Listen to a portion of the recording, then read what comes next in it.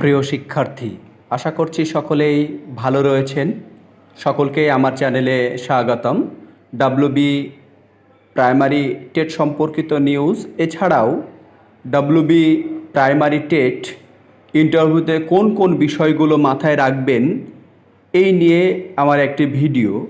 অবশ্যই ভিডিওটি প্রথম থেকে শেষ পর্যন্ত দেখবেন। এছাড়াও আরেকটি বিষয় রয়েছে, সত্যি কি ডিসেম্বরে আবারও টেট হবে, এই খবরটাও আপনাদের দেওয়া হবে।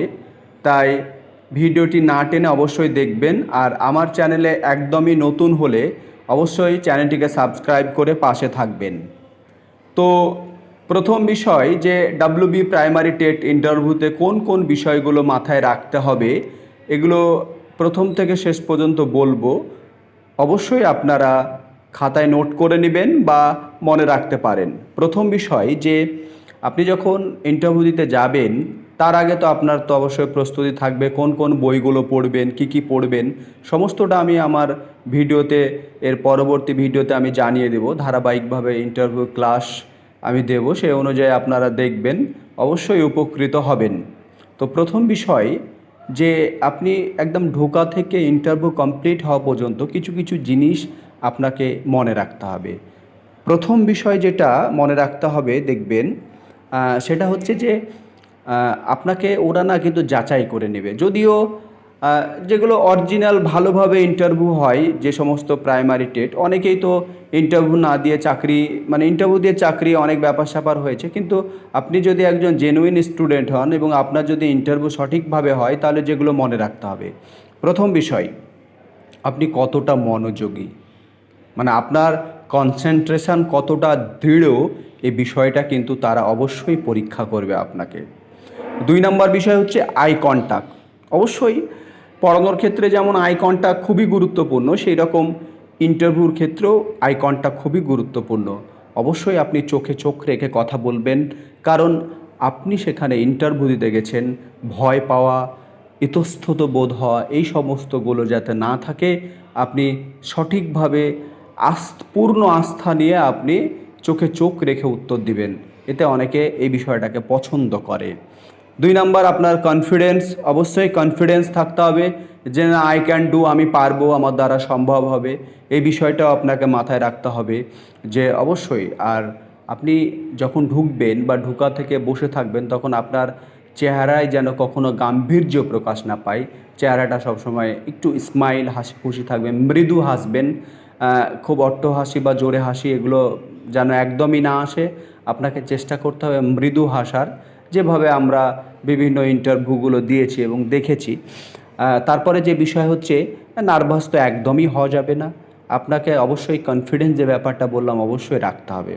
তারপরে অবশ্যই আপনি প্রথমেই যেটা বলা দরকার ছিল, আপনি যখন ঢুকবেন তখন অবশ্যই পারমিশন নিয়ে ঢুকবেন। আপনি বসার আগে যতক্ষণ না বসতে বলবে ততক্ষণ আপনি দাঁড়িয়ে থাকবেন এবং দাঁড়িয়ে থেকে আপনাকে যখন পারমিশন দেওয়া হবে আপনি থ্যাংক ইউ বা এগুলো বলে সম্বোধন করবেন। এতে করে যারা থাকবে তারা যথেষ্ট খুশি হবে। তারপরে যে বিষয়, এক কথায় পারমিশন ছাড়া আপনি কিন্তু কোনো কিছুই করবেন না, উইদাউট পারমিশন ছাড়া। তারপরে যে বিষয় রয়েছে যে আপনার কথা বলার মধ্যে বা এগুলোর মধ্যে যেন কোনো আঞ্চলিকতা প্রকাশ না পায়।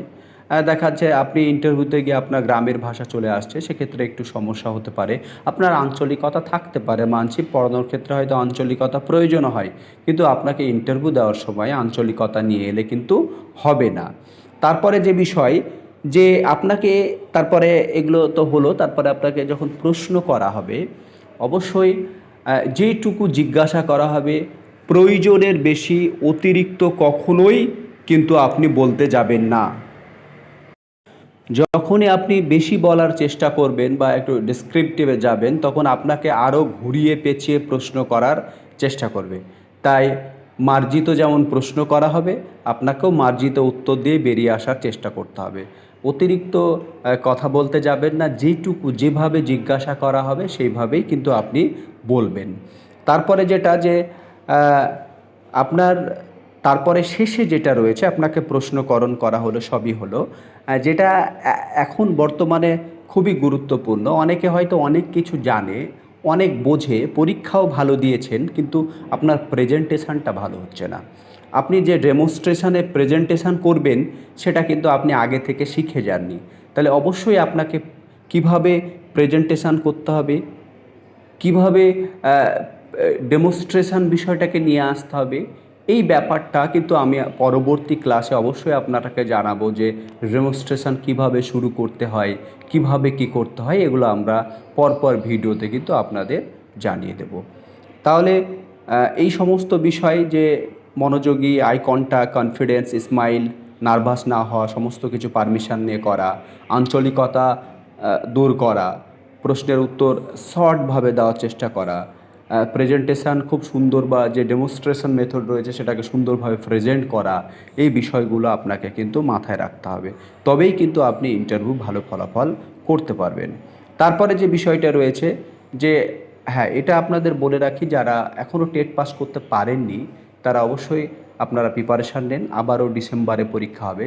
চাকরি না হলেও পরীক্ষা কিন্তু আপনাদের হবে, এটা মাথায় রাখবেন। পরীক্ষা প্রত্যেক বছর আপনাদের টেট হবে, টেট নিয়েই যাবে। নিয়োগ হয়তো কবে হবে বলা সম্ভব নয়, তবে টেট পরীক্ষা হবে, আপনারা প্রস্তুতি নিন।